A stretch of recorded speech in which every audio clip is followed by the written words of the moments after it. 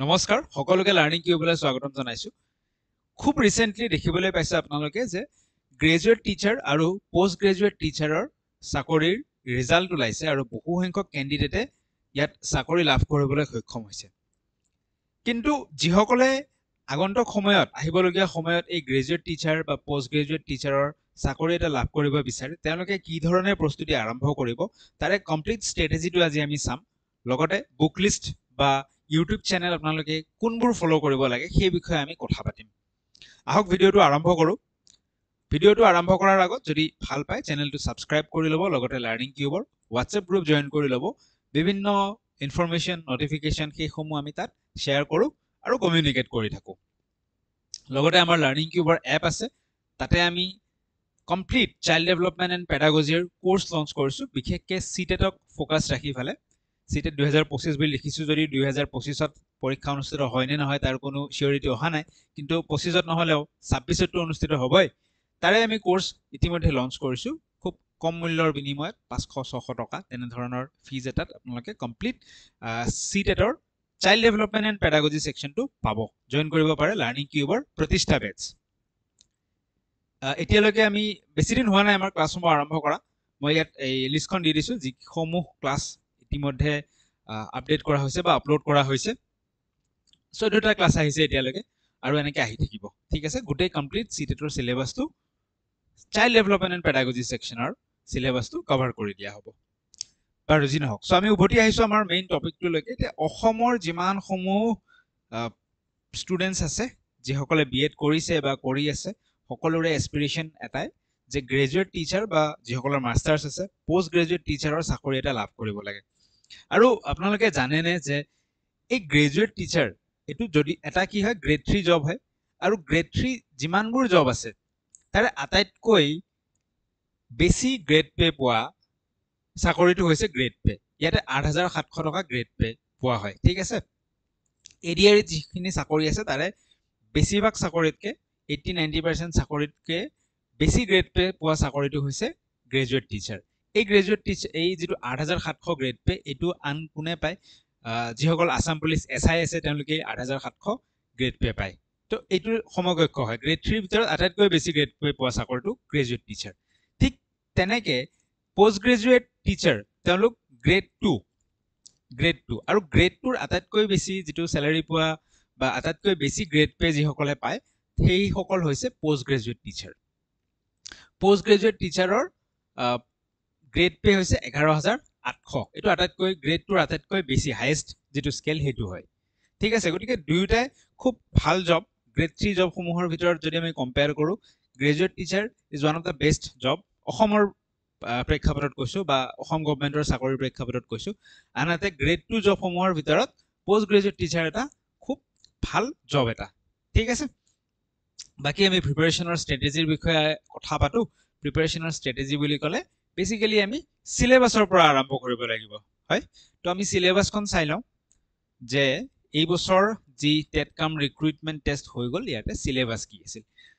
তো গ্ৰেজুৱেট টিচাৰে হওক বা পোষ্ট গ্ৰেজুৱেট টিচাৰে হওক চিলেবাছ একেখনেই আছিল, কেৱল মাত্ৰ পেপাৰ 1 পেপাৰ 2 প্ৰশ্ন কাকতখন বেলেগ আছিল, বাট চিলেবাছ পেটাৰ্ণ গোটেইখিনি একেই আছিল। আনহাতে যিসকল পোষ্ট গ্ৰেজুৱেট টিচাৰ তেওঁলোকে হয়তো ভাবিব পাৰে কাৰোবাৰ ইকনমিক্স ছাবজেক্ট আছে, কাৰোবাৰ হিষ্ট্ৰী আছে, কাৰোবাৰ কেমেষ্ট্ৰি আছে, কাৰোবাৰ মেথমেটিক্স আছে। ছাবজেক্ট স্পেচিফিক টেষ্ট ইয়াত পতা নহয়, ইয়াত এখনেই কমন পেপাৰ থাকে। ঠিক আছে, সেই কমন পেপাৰখনৰ মাৰ্কছৰ ওপৰত ভিত্তি কৰি চাকৰিসমূহ দিয়া হয় বা কেণ্ডিডেটসমূহ চিলেক্ট কৰা হয়। ছাবজেক্ট স্পেচিফিক কোনো ধৰণৰ পেপাৰ নাথাকে। ঠিক আছে, গ্ৰেজুৱেট টিচাৰৰ কাৰণেও এইটোৱে চিলেবাছ আৰু এক্সাম পেটাৰ্ণ, আৰু পোষ্ট গ্ৰেজুৱেট টিচাৰৰ কাৰণেও এইটোৱে চিলেবাছ বা এক্সাম পেটাৰ্ণ ছেম হয়। প্ৰিপাৰেশ্যন একেলগে কৰি যাব পাৰি দুইটাৰে। টোটেল 140 মাৰ্কছ, আৰু 140 মাৰ্কছত কিমানটা প্ৰশ্ন থাকিব? 140টা প্ৰশ্ন থাকিব। ঠিক আছে, কি কি ছাবজেক্টৰ পৰা প্ৰশ্ন আহিব আমি যদি চাওঁ, pedagogy, Assam and its people, general mathematics, general English, general studies and current affairs, গোটেইকেইটা ছাবজেক্টৰ ওপৰত আমি কথা পাতিম। ক'ৰ পৰা কেনেকৈ প্ৰিপাৰেশ্যন কৰিব লাগে। আৰম্ভ আমি পেডাগজিৰ পৰা নকৰোঁ, আমি আছাম এণ্ড ইটছ পিপলৰ পৰা আৰম্ভ কৰোঁ। ঠিক আছে, আছাম এণ্ড ইটছ পিপলৰ পৰা বহুত মাৰ্কছ আহে পেডাগজিৰ পৰাতো বেছি মাৰ্ক আহিবই 50 মাৰ্ক সেইটো ক'ব লগা নাই টিচিং এক্সাম হয় তাৰ পিছতে যদি আমি চাওঁ আটাইতকৈ বেছি মাৰ্ক অহা পেপাৰখন হৈছে আছাম এণ্ড ইটছ পিপল ঠিক আছে 35 মাৰ্ক আহে আৰু যদি আপোনালোকে ভাবে যে এক্সাম নটিফিকেশ্যন ওলোৱাৰ সময়ত তেতিয়া প্ৰিপাৰেশ্যন কৰি দিম কিন্তু তেতিয়া লাহে লাহে যিহেতু কম্পিটিশ্যনসমূহ বাঢ়ি আহিছে তেতিয়া একদম খুব ভাল প্ৰিপাৰেশ্যন এটা হয়তো সময়ৰ অভাৱৰ কাৰণে হৈ নুঠিব পাৰে সেইকাৰণে আছাম এণ্ড ইটছ পিপল এই ছেকশ্যনটো এতিয়াৰ পৰাই পঢ়িব লাগিব আছাম এণ্ড ইটছ পিপল ছেকশ্যনটো পঢ়াৰ কাৰণে আটাইতকৈ বেষ্ট উপায় হৈছে আমি যিসমূহ ভাল আছাম জিকেৰ কিতাপ উপলব্ধ আছে বা আছাম ইয়াৰবুক আছে সেইসমূহ আমি পঢ়িলে আমাৰ খুব কামত দিয়ে ঠিক আছে আছাম ইয়াৰবুক এতিয়া আছাম জিকেৰ ওপৰত যিসমূহ মাৰ্কেটত কিতাপ থাকে তাৰে ভিতৰত ভাল সমাদৰ লাভ কৰা বুলি ক'ব পাৰিম যে কোনসমূহ কিতাপক মানুহে আঁকোৱালি লৈছে সেয়া হৈছে শৈলেন বৈশ্যৰ বহুতে জানে শৈলেন বৈশ্যৰ আছাম জেনেৰেল নলেজ অসমীয়া আৰু ইংৰাজী দুইটা মাধ্যমতে এই কিতাপখন উপলব্ধ এইটো 4th এডিশ্যনৰ ফটোখন মই ইয়াত লগাইছো এতিয়া হয়তো 5th এডিশ্যনো আহি গৈছে ঠিক আছে সো এইখন কিতাপ ল'ব পাৰে নতুবা SPM যেটো আছে coaching centre APSC UPSC SPM IAS academy তাৰে যিজন কো-ফাউণ্ডাৰ চিন্ময় বৰদলৈ ছাৰৰ এখন কিতাপ আহে আছামপেডিয়া এইখনো ল'ব পাৰে এনেকুৱা নহয় যে সব কিতাপ লৈ ল'ব বা আছাম ইয়াৰবুক বিভিন্ন কেইবাখনো আছাম ইয়াৰবুক পায় আছাম ইয়াৰবুক এখন লৈ ল'ব পাৰে যিকোনো এখন লৈ লওক এইখন অলপ দেখিবলৈ ভাল লাগে ঠিক আছে কিতাপখন লৈ আহক লৈ আহি ফালে ধুনীয়াকে চেপ্টাৰ ওয়াইজ অলপকে ডেইলি পঢ়ি থাকক এতিয়া আজিৰ এইখিনি সময়ৰ পৰা যদি আপোনালোকে আৰম্ভ কৰে 2025ত পৰীক্ষালৈ কমেও 1 বছৰ আছে আৰু যিসকলে বিএড এতিয়াহে কৰি আছে তেওঁলোকৰ কাৰণেতো প্ৰায় 2 বছৰ আছে তো এতিয়াৰ পৰা যদি অলপকে পঢ়ি থাকে 3 মাহ 4 মাহ 5 মাহত কিতাপখন এবাৰ পঢ়ি শেষ কৰক নেক্সট আকৌ ৰিভিজন ষ্টাৰ্ট দিয়ক এবাৰ পঢ়ি শেষ কৰাৰ পিছত বেলেগ সোৰ্সৰ পৰা এমসিকিউ প্ৰেক্টিস কৰক ঠিক তেনেকে পঢ়া আৰম্ভ কৰিলে খুব ধুনীয়াকে হৈ যাব আগৰ প্ৰশ্নসমূহ যদি আমি চাওঁ প্ৰশ্নসমূহ মই লাৰ্নিং কিউবৰ এপত আপলোড কৰি দিম ফ্ৰী মেটেৰিয়েল সেকশনৰ পৰা আপোনালোকে ডাউনলোড কৰি ল'ব পাৰিব ঠিক আছে তাত মই আপলোড কৰি থৈ দিম আগৰ প্ৰশ্নসমূহ যদি আমি চাওঁ কি দেখা পাওঁ যে মূলতঃ কোনবোৰ টপিকৰ পৰা প্ৰশ্ন বেছিকে আহে সেয়া হৈছে কালচাৰ ঠিক আছে আসামৰ কালচাৰৰ ওপৰত কালচাৰ বুলি কওঁতে বিভিন্ন উৎসৱ হ'ব পাৰে ডান্স ফৰ্ম হ'ব পাৰে বেলেগ লোক যি বস্তু থাকে ঠিক আছে বহুত সংস্কৃতি আছে সংস্কৃতিসমূহৰ ওপৰত হ'ব পাৰে সো কালচাৰৰ ওপৰত প্ৰশ্ন থাকে লগতে হিষ্ট্ৰীৰ ওপৰত প্ৰশ্ন থাকে অসম হিষ্ট্ৰী ঠিক আছে অসম হিষ্ট্ৰী বুলি ক'লে আসাম হিষ্ট্ৰী বুলি ক'লে আমি যেটো এনশিয়েন্ট হিষ্ট্ৰী বিভিন্ন ডাইনেষ্টিসমূহ আছিল পালাৰ ডাইনেষ্টি শালস্তম্ভ ডাইনেষ্টি সেইবোৰৰ পৰা প্ৰশ্ন আহে লগত আহোম মিডিভেল পিৰিয়ডত আহোম আছিল আহোমৰ ওপৰত প্ৰশ্ন আহে যেনেকৈ আহোমৰ বিভিন্ন মনুমেন্টসমূহ কোনে বিল্ড কৰিছিল বিভিন্ন সিস্টেম পচা সিস্টেম কোনে আনিছিল এনে ধৰণৰ প্ৰশ্নসমূহ অহা দেখিবলৈ পোৱা গৈছে আৰু লগতে যি স্বাধীনতা সংগ্ৰাম আছিল অসমত মনিৰাম দেৱানহঁতৰ সময়ত এই পথৰুঘাটৰ বিদ্ৰোহ ঠিক আছে এই সমস্যা কনকলতা যোনখিনি সময়ত আছিল ব্ৰিটিছৰ এগেইনষ্টে যেটো ফাইট আছিল সেইবোৰৰ পৰা প্ৰশ্ন আহে সো ধুনীয়াকে যদি কিতাপ এখন লৈ আমি চেপ্টাৰ ওয়াইজ পঢ়ি যাওঁ আসলতে গোটেইবোৰ বস্তু কভাৰ হৈ গৈ থাকে লগতে যি নেশনেল পাৰ্কস আছে নেশনেল পাৰ্কৰ ওপৰত আহিব পাৰে ক্লাইমেটৰ ওপৰত প্ৰশ্ন আহিছিল জিওগ্ৰাফিৰ ওপৰত প্ৰশ্ন আহিব পাৰে অসম জিওগ্ৰাফি বুলি ক'লে অসমৰ যি চাৰিসীমা সেইবোৰৰ ওপৰত কি চাৰিসীমাত কি আন্তঃৰাষ্ট্ৰীয় সীমা কি আছে কোনখন ৰাজ্যৰ লগত আটাইতকৈ দীঘল সীমা আছে এনে ধৰণৰ সৰু প্ৰশ্নসমূহ আহিব পাৰে লগতে আসামৰ অলপ চলপ কাৰেন্ট এফেয়াৰ্সও আহে কাৰেন্ট এফেয়াৰ্স বুলি কওঁতে সেই বছৰটোত যদি অসমৰ কোনোবা এজনে ডাঙৰ কিবা এটা এৱাৰ্ড পাইছে সাহিত্য একাডেমি এৱাৰ্ড হ'ব পাৰে ঠিক আছে তেনে ধৰণৰ প্ৰশ্নসমূহ আহে সো কিতাপ এখন লৈ ফেলে আমি যদি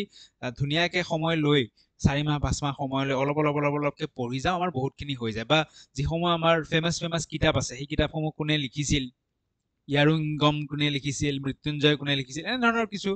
ঠিক আছে জ্ঞানপীঠ বঁটা কোনে পাইছিল এই অসম ৰিলেটেড প্ৰশ্নসমূহ আহে বুজি পালো তো এইখন ল'ব পাৰে নতুবা চিন্ময় বৰদলৈ ছাৰৰ কিতাপখনতো খুব ষ্ট্ৰাকচাৰ্ড ৱেট বস্তুবোৰ দিয়া আছে সেইখন ল'ব পাৰে বা আসাম ইয়াৰবুক এখনো ল'ব পাৰে ঠিক আছে প্ৰথমতে এখন লওক একেলগে সব কিনি নানিব এখন লৈ সেইখন ফাৰ্স্ট ফিনিশ কৰক এইখন ফিনিশ কৰিলে সেইখন ফিনিশ হলেহে হয়তো ৰিভিজন দিব নহয়তো বেলেগ এখনৰ কথা চিন্তা কৰিব তাৰ আগত কিন্তু বেলেগ চিন্তা কৰি লাভ নাই ঠিক আছে বাৰু যি নহওক আমি কাৰ বিষয়ে কথা পাতিলো আসাম এণ্ড ইটছ পিপল সেকশনটোৰ বিষয়ে আমাৰ কথা পতা হৈ গ'ল নেক্সট আমি বেলেগ এটা লওঁ এইটোৰ বিষয়ে আমাৰ কথা পতা হৈ গ'ল আমি এতিয়া কিহৰ বিষয়ে কথা পাতিব পাৰো general studies and current affairs এইটোৰ বিষয়ে আমি অলপমান কথা পাতিব পাৰো ঠিক আছে 10 মাৰ্ক আহে বহুত বেছি মাৰ্ক নাহে তো জেনাৰেল ষ্টাডিজ বুলি কওঁতে ইয়াতে অসমৰ বাহিৰৰ জেনাৰেল ষ্টাডিজৰ কথা কোৱা হৈছে নৰ্থ ইষ্টৰ হ'ব পাৰে ইণ্ডিয়াৰ হ'ব পাৰে ইয়াতেও ঠিক একেধৰণে ডান্স ফৰ্ম বিভিন্ন নৃত্য সেই নৃত্যটো কোনটো ট্ৰাইবৰ হয় বা কোনসকল মানুহৰ হয় বা কোনখন ৰাজ্যৰ হয় নেশ্যনেল পাৰ্কসমূহৰ বিষয়ে দুই এটা গভৰ্ণমেণ্ট স্কিমৰ বিষয়ে আহিব পাৰে ঠিক আছে আৰু গভৰ্ণমেণ্ট স্কিম বুলি ক'লে এতিয়া যুৱতীসকলক লৈ কি ধৰণৰ বা উদ্যমী যুৱকসকলক লৈ কি ধৰণৰ স্কিম আছে তেনেধৰণৰ প্ৰশ্ন আহিব পাৰে কাৰেণ্ট এফেয়াৰ্ছৰ ওপৰত যেনেকৈ যোৱা বছৰ G20ৰ ওপৰত প্ৰশ্ন আহিছিল কাৰণ ভাৰতত G20 সামিট অনুষ্ঠিত হৈছিল ডাঙৰ যদি এৱাৰ্ড কিবা ঘোষণা হৈছে সেইবোৰৰ ওপৰত আহিব পাৰে আৰ্ট এণ্ড কালচাৰৰ ওপৰত আহিব পাৰে তেনেধৰণৰ প্ৰশ্ন আহে ঠিক আছে কিতাপ হিচাপে যদি আমি ক'ব যাওঁ সাধাৰণতে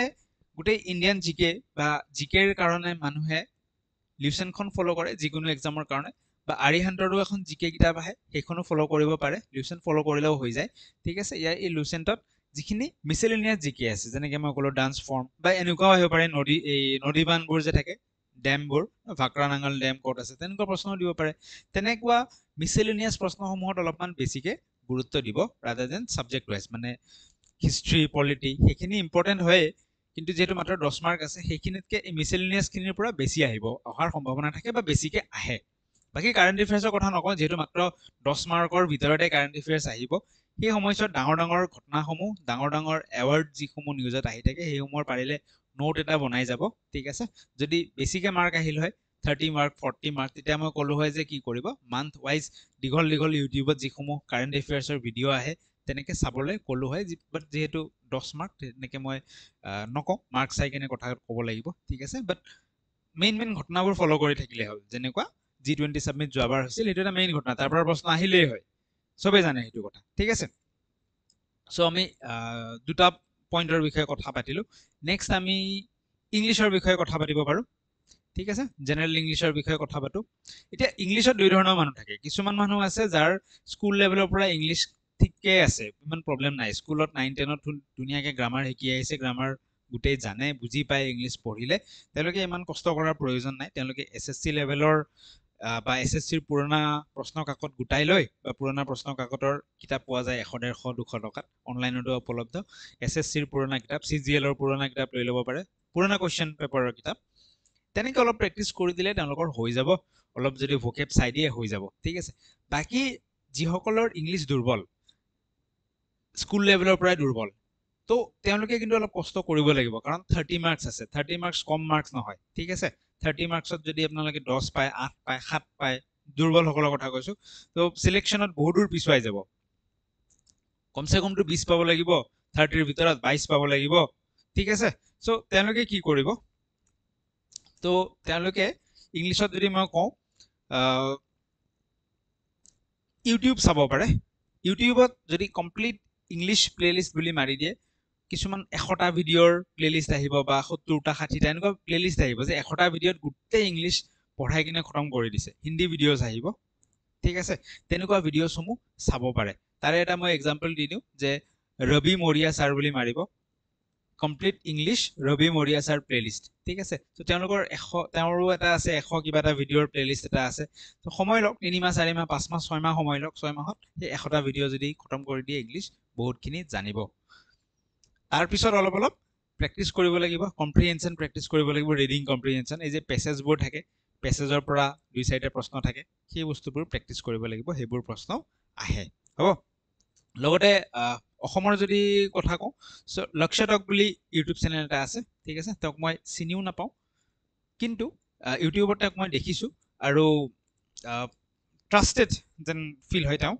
তো তেওঁ এটা ইংলিছৰ কোৰ্চ এটা আনিছে লক্ষ্য টক বুলি চাৰ্চ কৰি চালে পাব কোৰ্চ এটা আনিছে তেওঁৰ কোৰ্চটো 500ৰ আশপাশতে প্ৰাইচ হয় মানুহজনক মই ট্ৰাষ্ট কৰোঁ একচুৱেলি যদিও মোৰ পাৰ্চনেল কোনো চিনাকি নাই যিসকলে অসমীয়াত শিকিব বিচাৰিছে ইংলিছ তেওঁৰ আই থিংক তেওঁৰ কোৰ্চটোতো এনৰল হ'ব পাৰে ঠিক আছে পাৰ্চনেল চিনাকি নাই মোক ইয়াত প্ৰমোট কৰিবও কোৱা নাই বাট কৈছোঁ মই কাৰণ মোৰ চিনাকি কেইবাজনো তেওঁৰ আগত মেথছৰ কোৰ্চ এটা লৈ লাভৱান হৈছিল সেইকাৰণে ভাবিছোঁ যে তেওঁৰ ইংলিছৰ কোৰ্চটো হয়তো ষ্টুডেণ্টৰ কাৰণে হেল্পফুল হ'ব ঠিক আছে ইংলিছৰ কথা পাতিলোঁ আমি নেক্সট আমি কিহৰ কথা পাতোঁ মেথছৰ কথা পাতোঁ মেথছ এতিয়া মেথছত কি বুলি কৈছে মেথছত দেখিছোঁ যে 10th ষ্টেণ্ডাৰ্ড বুলি কৈছে যদিও 10th ষ্টেণ্ডাৰ্ড বহুতেই কি কৰে যে ক্লাছ 10ৰ কিতাপখন পঢ়ি যায় চ' সেইটো ভুল কনচেপ্ট ইয়াত 15 মাৰ্ক আছে জেনেৰেল মেথছত 10th ষ্টেণ্ডাৰ্ড নহয় আমি এৰি গ্ৰেড 3 ষ্টেণ্ডাৰ্ডৰ জেনেৰেল মেথছ পঢ়িব লাগিব ঠিক আছে চ' মেথছ কেনেকৈ পঢ়ে মেথছ পঢ়াৰ এটা উপায় হৈছে কি যে টপিকসমূহ যি টপিক আছে percentage profit and loss ratio' proportion mixture alligation টপিকসমূহ আমি টাইম এণ্ড ৱৰ্ক এখন টপিকসমূহৰ আমি লিষ্ট বনাম ঠিক আছে লিষ্ট বনাই উঠি আমি কি কৰিম প্ৰত্যেকটো টপিক আজি পাৰ্চেণ্টেজ পঢ়িলোঁ আজি মানে কি 3 দিন পাৰ্চেণ্টেজ পঢ়িলোঁ নেক্সট 3 দিন আমি প্ৰফিট এণ্ড লছ পঢ়িলোঁ তাৰপিছত গৈ কিনে চিম্পল ইণ্টাৰেষ্ট কম্পাউণ্ড ইণ্টাৰেষ্ট পঢ়িলোঁ একদিন গৈ টাইম এণ্ড ৱৰ্ক পঢ়িলোঁ নেক্সট আমি এনেকৈ প্ৰত্যেকটো টপিক ৱাইজ আমি ইউটিউব ভিডিঅ' চাই শিকি যাব পাৰোঁ বা শেষ কৰি যাব পাৰোঁ আগতে U1 কোচিং চেনেলত বহুতখিনি ভিডিঅ'জ আজিকালিতো নতুন চেনেল বহুত আহি গ'ল বাট U1 কোচিঙত আজিৰ পৰা 5 বছৰ 6 বছৰ 7 বছৰ আগতে বহুত ভিডিঅ'জ সেইবিলাক ভিডিঅ' মই চাইছিলোঁ আচলতে সেইকাৰণে কৈছোঁ যে U1 কোচিং হিন্দী চেনেল এটা আছে তেওঁ SSC বেংক এনেকৈ লিখি থাম্বনেইলত এনেকৈ থাকিব তো তাৰ কাৰণে এনেকৈ টপিক ৱাইজ তেওঁ ভিডিঅ' বনাইছিল চ' সেই ভিডিঅ'বোৰ কোনোবা যদি ইণ্টাৰেষ্টেড হয় সেই ভিডিঅ'বোৰ চাব পাৰে কামত দিব কিন্তু ঠিক আছে ইয়াৰ উপৰিও লক্ষ্য টকৰো আগতো আমাৰ লাৰ্ণিং কিউবৰো আছিল কিন্তু যিহেতু বৰ্তমান CTETৰ কোৰ্চটো বনাই আছোঁ সেইকাৰণে মেথছৰ কোৰ্চটো নতুন কোৰ্চটো কণ্টিনিউ কৰিব পৰা নাই CTETৰ শেষ হ'লে হয়তো আমিও মেথছৰ কোৰ্চ লাৰ্ণিং কিউবত আনিম আগতেও আনিছোঁ বহুত মানুহ হেল্প পাইছেও কিন্তু লক্ষ্য টকৰ এতিয়াও চলি আছে মেথছৰ কোৰ্চ সেইটোও ল'ব পাৰে কোনোবাই যদি পইচা দি লয় ফ্ৰীতে শিকিব হ'লে U1 কোচিং চাৰ্চ কৰিব খুব ভাল বঢ়িয়া ঠিক আছে ইউটিউব চেনেলতে পাই যাব আৰু কোৰ্চ ল'ব বিচাৰিলে লক্ষ্য টকত যাব পাৰে ঠিক আছে যেনেকৈ ইংলিছৰ কোৰ্চটো ক'লোঁ তেওঁলোকৰ ঠিক তেনেদৰে মেথছৰ কোৰ্চো আছে হ'ব চ' আমি গোটেইকেইটা মেইন ছাবজেক্টকেইটাৰ কথা পাতিলোঁ যে Assam and its people general maths English আৰু ইফালে GS এণ্ড কাৰেণ্ট এফেয়াৰ্ছ এইবিলাক কথা পাতিলোঁ ফাইনেলি আমি কথা পাতিব লাগিব পেডাগজিৰ বিষয়ে টিচিং এক্সাম মেইন যিটো subject that is pedagogy how to teach ঠিক আছে পেডাগজিৰ বিষয়ে কথা পাতিব লাগিব এতিয়া পেডাগজিৰ মেইন প্ৰব্লেমটো হৈছে কি যে মেথছত যেনেকৈ প্ৰপাৰ এটা চিলেবাছ আছিল percentage profit and loss ratio' picture এনেকৈ ন ঠিক পেডাগজিত কোনো ধৰণৰ স্পেচিফিক চিলেবাছ ছাজেষ্ট নকৰে PGT এক্সাম যোনে পাতে এনেকুৱা কোনো যে এইখিনি পঢ় স্পেচিফিক চিলেবাছ নাই দিয়াই নাই আমাক হ'ব নো স্পেচিফিক চিলেবাছ তো সেইটো কাৰণে কেনেকৈ তেতিয়াহ'লে আমি পঢ়িম তো ইয়াৰ কাৰণে আটাইতকৈ ভাল উপায়টো হৈছে যে CTETৰ কি আছে CTETৰ এটা খুব ধুনীয়া স্পেচিফিক চিলেবাছ আছে যদি আমি চাওঁ স্ক্ৰীনত যদি আহিছে ঠিক আছে স্ক্ৰীনত আহি আছে এখন দেখিছোঁ আমি প্ৰত্যেকটো টপিক আছে ইয়াতে কি আছে প্ৰত্যেকটো টপিক দেখিছোঁ আমি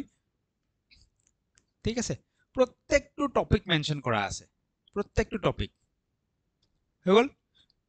প্ৰত্যেকটো টপিক মেনশ্যন কৰি এনেকৈ ধুনীয়া এখন ডিটেইল চিলেবাছ এখন দিছে আমাক চ' এই চিলেবাছখন যেতিয়া আমি কমপ্লিট কভাৰ কৰোঁ তেতিয়া আমাৰ এটা ষ্ট্ৰং ফাউণ্ডেশ্যন এটা বিল্ড আপ হৈ যায় ঠিক আছে ষ্ট্ৰং ফাউণ্ডেশ্যন বিল্ড আপ হৈ যায় আমাৰ বেচিকটো ঠিক আছে বেচিকটো খুব ধুনীয়াকৈ ডেভেলপ হৈ যায় পেডাগজিৰ আমি অলমষ্ট প্ৰত্যেকটো কথাৰ বেচিকখিনি আমি জনা হৈ যাওঁ ফাউণ্ডেশ্যন আমাৰ কনচেপ্টখিনি বিল্ড আপ হৈ যায় তাৰ ওপৰত যি ধৰণৰে প্ৰশ্ন নাহক কিয় আমি কিবা নহয় কিবা কৰিব পৰা হৈ যাওঁ চ' পেডাগজিৰ প্ৰিপাৰেশ্যনটো আৰম্ভ কৰিব লাগে CTETৰ চিলেবাছখনৰ প্ৰিপাৰেশ্যনৰ পৰা CTETৰ চিলেবাছৰ প্ৰত্যেকটো টপিক ধুনীয়াকৈ প্ৰথমতে জানি লওক চিলেবাছখন দিয়া আছে টপিক ৱাইজ চাৰ্চ কৰি পেলাই গৈও আমি শিকিব পাৰোঁ আদাৰৱাইজ কি কৰিব পাৰে এটা উপায় টপিক ৱাইজ ইউটিউবত চাৰ্চ কৰিলোঁ যেনেকৈ চিলেবাছখন আকৌ এবাৰ দেখুৱাইছোঁ চিলেবাছখনত যিমান পইণ্টছ আছে ঠিক আছে যিমান পইণ্টছ আছে কি পইণ্টছ আছে চিলেবাছখনত যদি আমি চাবলৈ যাওঁ কনচেপ্ট অফ ডেভেলপমেণ্ট ঠিক আছে principle of development influence of heredity and environment socialization পিয়াজে কলবাৰ্গ ভাইগটস্কি টপিক ৱাইজ ধুনীয়াকৈ চাৰ্চ কৰি কেনে আমি পঢ়ি নোটছ বনাই গ'লে তেনেকৈও হৈ যাব আন এটা উপায় হৈছে লাৰ্ণিং কিউবত আমি ক'লোৱে যে লাৰ্ণিং কিউবত আমি কি আনিছোঁ কমপ্লিট CTETৰ CDPৰ আমি কোৰ্চটো আনিছোঁ ঠিক আছে চ' এই কোৰ্চটো এনৰল হৈ যাব পাৰে এই কোৰ্চটো এনৰল হ'লে CTETৰ গোটেই চিলেবাছখিনি খুব ধুনীয়াকৈ with MCQ practice previous year question গোটেইখিনি কভাৰ হৈ যাব তো পেডাগজিৰ এটা ষ্ট্ৰং ফাউণ্ডেশ্যন তাতে বিল্ড আপ হৈ যাব তাৰ পিছত যেতিয়া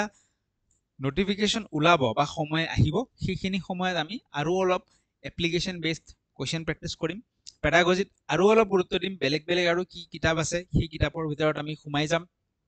তাৰে পৰা কি ইম্পৰ্টেণ্ট চৰ্চেছ আনিব পাৰে সেইবোৰ আনি ফেলে তেনেকৈ আগবাঢ়িলে ধুনীয়াকৈ হৈ যাব কিন্তু ফাউণ্ডেশ্যনটো বিল্ড আপ কৰাৰ কাৰণে চিটেটৰ চিলেবাছটো কমপ্লিট কভাৰ কৰি ল'ব লাগিব প্ৰথমতে ঠিক আছে চ' এই বছৰ যিসমূহ প্ৰশ্ন আহিছিল আমি যদি অলপমান প্ৰশ্নৰ ফালে চাওঁ যে এই বছৰ কেনেকুৱা প্ৰশ্ন আহিছিল এই বছৰ পেডাগজিৰ যিখিনি প্ৰশ্ন আহিছিল বহুতে কৈছে যে কমন পৰা নাই বুলি কৈছে বাট একচুৱেলি কি আছিল একচুৱেলি এপ্লিকেশ্যন বেছড কুৱেশ্যন আছিল এপ্লিকেশ্যন বেছড কুৱেশ্যনত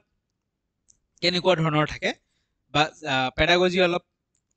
ঘূৰাই পকাই ক্ৰিটিকেল কৰি লেংদি কৰি দিছে বুলি কৈছে ঠিক আছে বাট এপ্লিকেশ্যন বেছড কুৱেশ্যন হয় অলপ আমি চাওঁ এটা প্ৰশ্ন আমি লৈ লৈছোঁ স্ক্ৰীনত কি কৈছে প্ৰশ্নটোত দীঘলকে লিখিছে যে biology subject is introduced for the first time in grade 6 class 6 ত বায়োলজি সাবজেক্ট ইন্ট্ৰোডিউস কৰা হ'ল নমিতা নামৰ টিচাৰ এগৰাকী আছিল তাই বায়োলজি পঢ়ায় 6 আৰু 7 ত she believes তাই ভাবে যে children learn well when they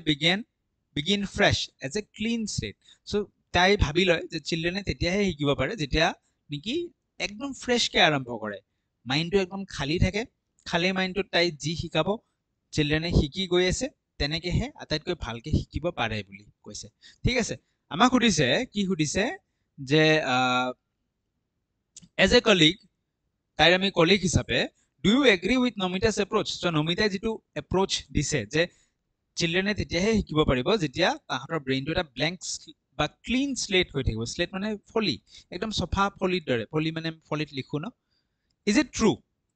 so যদি আমি influence of heredity and environment পঢ়ো so influence of heredity and যেটো আমাৰ কোৰ্স আছিল কোৰ্সৰ হেৰিডিটি এণ্ড এনভাইৰনমেন্টৰ মই ক্লাছ নোটটো লৈ লৈছো ঠিক আছে influence of heredity and environment কেইদিনমান আগতে আমি পঢ়িছো বেছি দিন আগত নহয় 9 ছেপ্টেম্বৰত আমি এইটো পঢ়িলো ঠিক আছে সো ইয়াতে বাৰে বাৰে এটা কথাই বুজাইছো যে চিলড্ৰেন কেতিয়াও এই ডায়াগ্ৰামটো যিসকলে ভিডিওটো চাইছে গম পাব চিলড্ৰেন কেতিয়াও ব্ল্যাঙ্ক স্লেট নহয় অলৰেডি তাহাঁতৰ ফলিখনত কিবা কিবি আগবাগ কৰাই থাকে যেটো নেকি হেৰিডিটি বংশানুক্ৰমিকভাৱে কিবা নহয় কিবা তাহাঁতৰ তাত থাকেই এনভাইৰনমেন্টে পৰিৱেশে টিচাৰে কি কৰিব পাৰে সেইখিনিক এটা সুন্দৰ শেপ দিব পাৰে ঠিক আছে তাহাঁতে কেতিয়াও ব্ল্যাঙ্ক স্লেট নহয় আগৰ পৰা কিছু কথা জানে সেইখিনি এটা বেস তাৰ ওপৰত টিচাৰে এটা শেপ দিব পাৰে ঠিক আছে তো যদি কিছুমান আমি প্ৰেক্টিস কোৱেশ্চনো কৰিছিলো মই এটা প্ৰেক্টিস কোৱেশ্চন দেখুৱাই দিওঁ এটো কোৱেশ্চন মই দেখুৱাই দিওঁ কি আছিল এটো কোৱেশ্চনত যে এটো কোৱেশ্চনত যদি আমি চাওঁ এই অপচন এ টো যদি আমি চাওঁ ইয়াত দেখিছো কি কৈছে children is like a blank slate এই বস্তুটো মই কাটি দিছো বুজাইছো যে চিলড্ৰেন কেতিয়াও ব্ল্যাঙ্ক স্লেট নহয় তাহাঁতৰ আগৰ পৰাই কিবা নহয় কিবা এটা আকাই আছে টিচাৰে হেতু শেপ দিব পাৰে ঠিক আছে সো নমিতাৰ যেটো এপ্ৰোচ চিলড্ৰেনক ব্ল্যাঙ্ক স্লেট বুলি ভাবি লৈছে is it true obviously it is not true so জিকেটাত ইয়েস বুলি কৈছে একেটাটো অপচন নহবই নো আমি কি কম it is not true children কেনেকে children learn by connecting previous experience আগত যি এক্সপেৰিয়েন্স আছে তাৰ ভিতৰত ব্ৰেইনত কিছু বস্তু আছে সেইটোৰ ওপৰত ভিত্তি কৰিহে নতুন নলেজ নতুন আইডিয়াজ শিকে ঠিক আছে এনেকে ধৰণৰ মানে ডাইৰেক্ট বস্তুটো নিদি এনেকে ঘুৰাই পকাই দিব পাৰে কিন্তু কনসেপ্ট যদি ক্লিয়াৰ থাকে ঘুৰাই পকাই দিলেও ধুনীয়াকে কৰিব পৰা হৈ যায় ঠিক আছে সো এনেকে পেডাগজি আগবাঢ়িব লাগিব বাকি গম পালো আমি গুটেইকিটা সেকশন আমাৰ কভাৰ হৈ গল ধুনীয়াকে এতিয়াৰ পৰা যদি আপোনালোকে প্ৰিপাৰেচন চলাই যায় আৰামছে পাৰা হ'ব প্ৰতিষ্ঠাবে জয়েন কৰিব পাৰে কেনেকে জয়েন কৰিব অকনমান কৈ দিছো এন্ড্ৰইড যদি মোবাইল আছে এন্ড্ৰইড মোবাইলত লাৰ্নিং কিউব সাৰ্চ কৰিব প্লে ষ্টৰত গৈ এপটো ইনষ্টল কৰি লব ইয়াত দুটা অপচন আহিব লগইন কৰাৰ সময়ত এটা হৈছে লগইন উইথ হোৱাটসএপ আৰু এটা আছে ইউজ আনাদাৰ মেথড ইউজ কৰিলে আপোনালোকৰ ইজি হ'ব ফোন নাম্বাৰটো দি দিব কেবেটাও ষ্টৰত যাব কেবেটাও কোৰ্স আহিব খুব কম পইচাত প্ৰতিষ্ঠা বেচটো জয়েন কৰি ল'ব পাৰে complete child development and pedagogy সেকশনটো আপোনালোকে তাতেই পাই যাব ঠিক আছে কিবা ডাউট থাকিলে হোৱাটসএপ কৰিব নাম্বাৰটো মই লিখি দিছো 9395194028 কিবা ডাউট থাকিলে হোৱাটসএপ কৰিব সো আজিৰ ভিডিওত এইখিনিয়ে আছিল আই হোপ আপোনালোকে ভালকে প্ৰিপাৰেচন চলাওক এতিয়াৰ পৰা ধুনীয়াকে জিটি পিজিটি যদি মাস্টাৰ্স আছে পিজিটি আদাৰৱাইজ জিটি জি হওক ভাল চাকৰি এটা আপোনালোকে লৈ লওক ঠিক আছে থ্যাংক ইউ সো মাচ পুনৰ লগ পাম আহিবলগীয়া ভিডিওত লাৰ্নিং কিউব সাবস্ক্ৰাইব কৰি যাব যদি চেনেলটো ভাল পাইছে